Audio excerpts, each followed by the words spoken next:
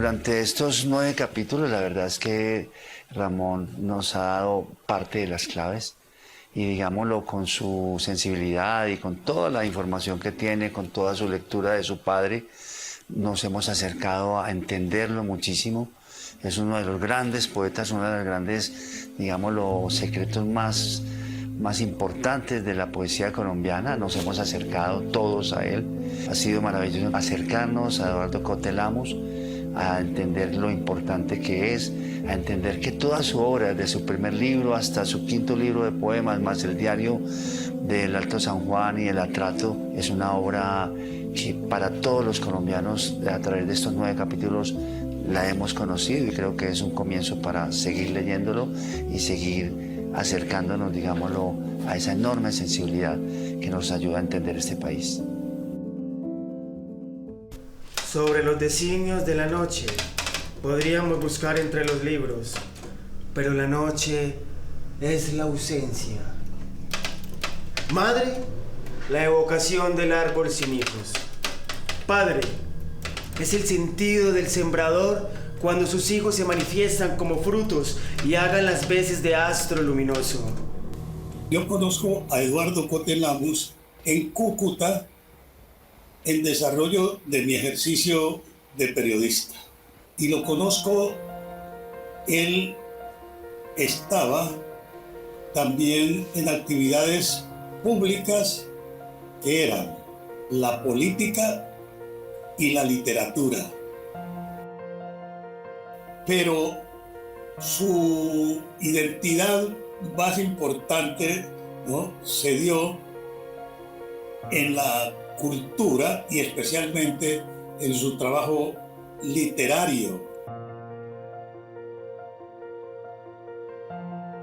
Lo llevo a su obra y especialmente la calidad de esa obra poética, ¿no?, que muy relevante no solamente en Colombia, sino, creo yo, en el contexto latinoamericano. Sí. Cote Lamus hablaba con sus amigos de política y de cultura con una fluidez impresionante. Y esas huellas las dejó en norte de Santander. Quisiera saber qué se esconde entre las sombras. ¿Qué será vivir para aquellos que apenas comienzan este viaje? ¿Qué será vivir para los condenados a vagar por el desierto sin presentir el aquí, el ahora, el mañana, el día, la noche? El sol es una daga que rompe nuestro cuello y la sangre, cristalina cascada que alimenta la tierra. Pamplona ha sido una ciudad tradicionalmente académica, culta, y aquel día memorable para la región contó con la presencia del presidente de la República, con sus ministros, para hacerle una despedida a quien pronto iba a ser ministro de Educación Nacional en reemplazo del doctor Gómez Valderrama. La presencia política de Cote Lamus ya en el plano nacional era inevitable. Como volver de un viaje, como cerrar los ojos y llegar de nuevo a casa después de mucho tiempo y saber que cada paso se asienta sobre huellas recorridas. Igual que tender los brazos como ciego para sentir desde las yemas de los dedos la proximidad de la infancia y tener la certeza de que terciando hacia la izquierda nos hallaremos en el jardín con el aljibe en medio y descubrir que todo sigue igual, fiel como elefante que recuerda, y no desconcertarse cuando algo ha cambiado o ya no existe. Así la fui yo reconociendo, sí, igual que regresar a nuestra casa de provincia. En 1958, después de la caída del general Rojas Pinilla, pues se estaban recomponiendo las fuerzas de los partidos y Cote llegó a marcar una nueva era en el departamento, donde el jefe único era el doctor Lucio Pavón Núñez, gran hispanista, en lo cual emulaba el doctor Cotelamos, que estaban naciendo en la vida electoral. Él hizo su fuerte político en la provincia de Pamplona, no obstante haber nacido en Cúcuta. Él se recorría la provincia de Pamplona, Silos, Bávega, Toledo, Lavateca, Pamplona, Pamplonita. No hay quien en Pamplona no sepa, y eso no es común y corriente en la vida de los políticos, quién fue Cotelamos. Allí se le tiene un especialísimo reconocimiento. Es inolvidable en el plano administrativo y político, aun cuando tenemos que aceptarlo, por sobre todo era el poeta. Fue el poeta y lo será por siempre la insignia del norte de Santander en la literatura nacional.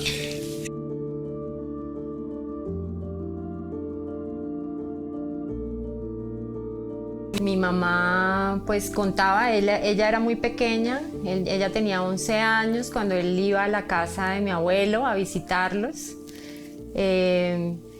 Mi abuelita fue prácticamente hermana de la mamá de Lalo, porque mi abuelita quedó huérfana muy pequeña. Se criaron juntas. Entonces, bueno, ya para ella contaba que cuando estaban, mi mamá son 6 hermanas, ella es la más pequeña, y llegaba Lalo y era pues la anécdota más grande del mundo, el momento más especial. Él era muy cariñoso y pues era muy importante. Ella lo veía muy chiquita y decía, pues tengo un pariente muy famoso, muy intelectual, de sus viajes, ¿sí? Ya más adelante, cuando empieza toda su carrera política, ¿no?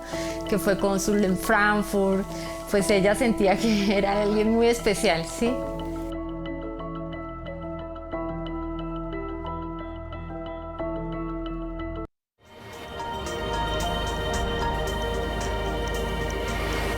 Venía de esperar de lejanía. Algo en viaje se me había perdido, la pobre vida audaz y la aventura. Mas llegué y reconocí la voz, el timbre exacto, aquella certidumbre de habitar el pecho de un ángel. Después apareció la noche y Roma fue surgiendo como una hoja. Cuando el foro apareció, vi los huesos rotos de su grandeza como escritura de jueces menospreciados. Más allá, el templo dio un salto en las columnas para caer más noblemente. En verdad había regresado hasta mi casa, pero estaba en una ciudad maravillosamente reconocida. Y ellos estaban en Pamplona, estaban felices, compartiendo, departiendo, tomándose sus traguitos. Y mi tío Marcos pues se quedó dormido y pues él cuando después supo realmente que Lalo decidió ir a Cúcuta. En Pompeya hay 2 lugares, uno el que dominan los dioses y otro que está lleno de silencio. En Pompeya por las calles muertas va un silencio donde se escucha pasar la creciente de algún río también desaparecido. El deseo de mi hambre como brazos que se apresuran, la moribunda primavera bajo el ancho sol que parecía una columna, en lo alto la mañana. Cuéntanos también un poco cómo fue o lo que se sabía, qué se comentaba en su momento de cómo había sido el accidente también. Se chocaron contra un árbol, el doctor Cote estaba quizás en el puesto trasero y del golpe pues sufrió una lesión cervical y eso le produjo el deceso. Todo el mundo pues decía que era inexplicable, más inesperado, era la tragedia regional. Y eso también explica de alguna manera también el hecho de que haya asistido tanta gente al funeral, ¿no es cierto? La palabra pugnando por salir como espiga que se curva y la saliva semejante a la roca impidiéndole el paso. En el amor algo había que se quejaba. Los labios al unirse eran distintos. Detrás de ellos una muralla. El viento, después de sus cabellos, iba hasta la ruina donde Juno defendió los lechos. En nuestro amor algo había que se quejaba y era la soledad de estar muy juntos. Pues el último recuerdo verdaderamente tengo no fue de niña, sino ya de adulta, como decía, en el baile del recibimiento de Leonor Dupla como señorita Colombia en el Club del Comercio. Pues en realidad esa vez creo que nos reconocimos porque no nos habíamos visto así como cara a cara con mi tío Rafael, con mi hermana Matilde, con mi esposo Manuel Ubaldo Carrero. Fue un reencuentro y una despedida porque no lo volví a ver.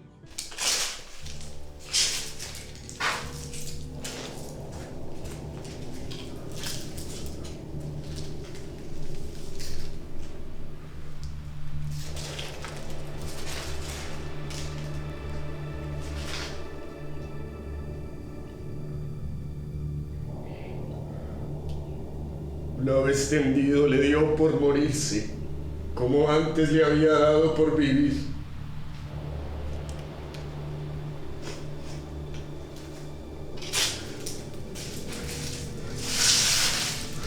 Por talar los eucaliptos y hacer la casa.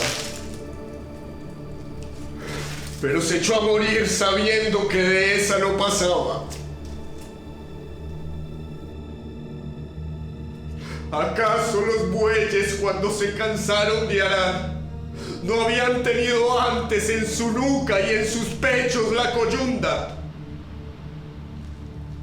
Sí, el entierro cuentan que fue muy apoteósico en Pamplona porque era un gran líder, un personaje muy amado aquí en el norte de Santander.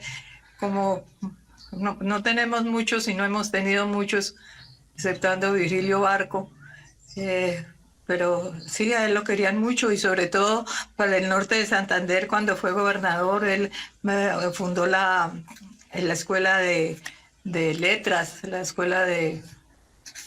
Él en la cultura era maravilloso y sus poemas eran hermosos. Y la tarea quedó cumplida antes que la sombra, ya que las estrellas tenían también que terminar su asunto a cabalidad y como fuera.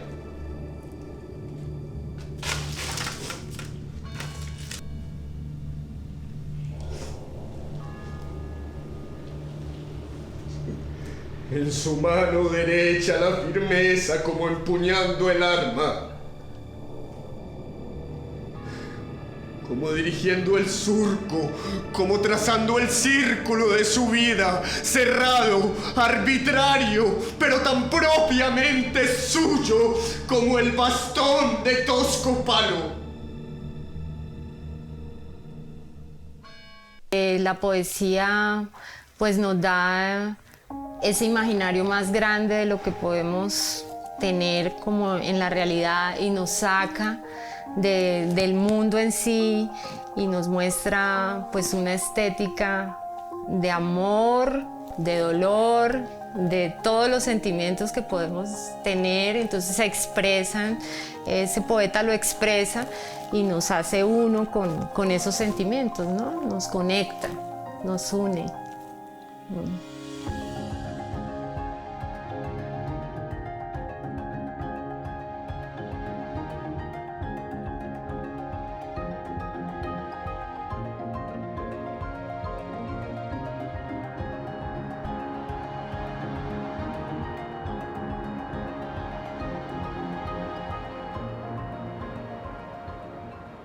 Con Eduardo, amigo. Con Jorge Gaitán, de novio. Casi me caso con él. Nos reuníamos, tomábamos café, no tomábamos trago, no. Pensamos en el tiempo y en la capacidad que tiene la memoria para reconstruir la vida así se haya ido lejos. Él era una maravilla de ser humano y recuerdo eso, que todo en el mundo le interesaba y por consiguiente todo lo que él hablaba me interesaba a mí. Pero pasó el tiempo y la relación se fue apenas convirtiendo en un amigo como Eduardo, como todos.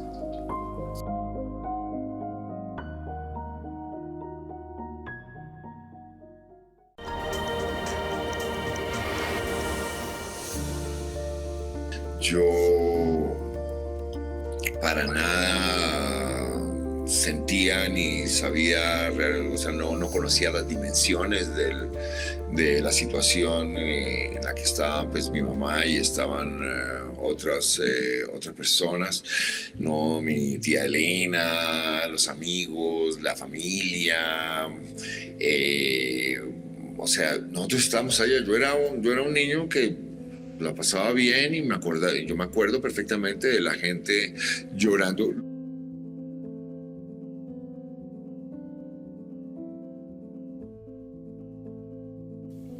El río no sabe que se va hacia el mar, pero sabe que fluye. Sabe el agua muy bien cuál es la más hermosa estrella del otoño. Cree que con ella va y que la luz en su caudal transcurre. Así era él. Sabía que se iba sin saber por qué la luz le hacía inclinar su hermosa frente hacia el silencio. Aquí tengo una carta, padre Antonio María Pinilla Cote, contándole a su hermana cómo fue la muerte de mi papá. Estuvo Eduardo conmigo muy efusivo y por lo que hace a sus asuntos personales mostraba notable optimismo, pues el presidente le acaba de ratificar su confianza y le parecía tener ya casi vencida la oposición que por acá le mortificaba tanto. Como a las 10 de la noche me separé de él, traído yo hasta mi residencia por Ramiro, el chofer de la gobernación.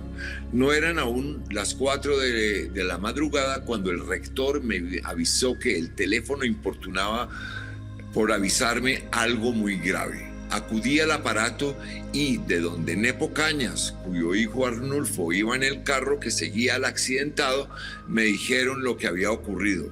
Opté al punto por seguir hacia Cúcuta, con alguna confianza de que Eduardo viviera todavía. El propio rector me puso carro y chofer a la orden, pero habiéndome demorado un instante donde Nepo para obtener nuevas informaciones, supe que la muerte se había producido sin remedio. Con Enrique Hernández, compañero de Eduardo y mío en la tertulia de la noche anterior, es decir, pocas horas antes, me fui a Cúcuta sin hacer más alto que para ver el carro fatal, ese mismo cuya forma alargada y el negro color lo asemejaban a un ataúd. Ya comprenderás lo que sería mi encuentro con Alicia en ese hospital de Cúcuta, poco antes de las 6 de la mañana. Fortuna fue que estuviera también Óscar Maldonado allí y con él pasé aquellas horas terribles, con uno de los más dolorosos encargos que podía recibir, el de entretener a los niños, a ese Pedro que gritaba de gusto al verme tan temprano en su casa. Los niños estuvieron sin darse cuenta de nada en casa de Alicia Ruán, la recién viuda de mi amigo Julio Pérez. Todo fue para saborear lutos en aquella fecha siniestra.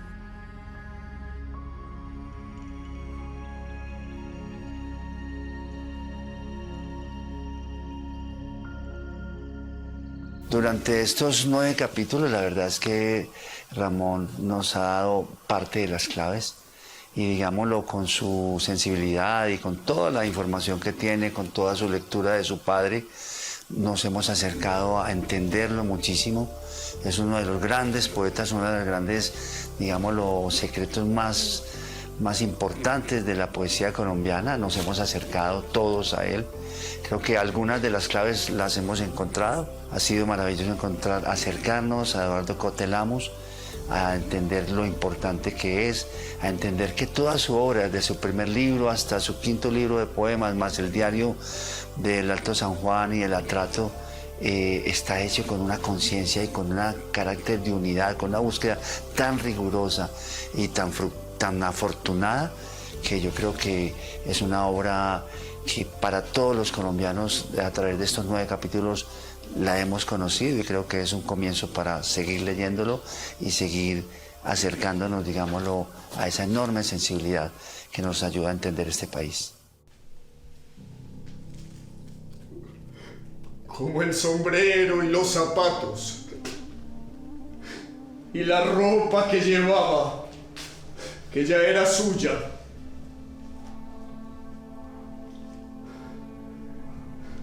Hecha por él, como sus actos.